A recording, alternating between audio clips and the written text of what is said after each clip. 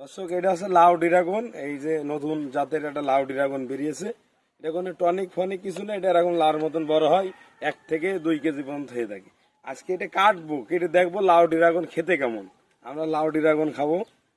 দেখতে পাচ্ছেন, ওরে বাবা কি লালে, কি লালে। আমাদের সহযোগিতা করবে আমাদের এলাকার সবার জামাই। এদিকে আবার দেখি লাউর মতন ফাঁপা মতন আছে, মানে বয়স হয়ে গেছে যার কারণে এরকম হয়েছে। আমরা আর একটু কাটবো।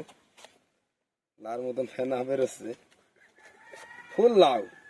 যারা এই লাউ ড্রাগন চাষ করতে চান বা করবেন, আমাদের কাছে অ্যাভেলেবেল চারা আছে। আমরা এই যে ড্রাগন বাগানে দাঁড়িয়ে আছি বলো দর্শক, আমরা সেই ভয়ঙ্কর ড্রাগন।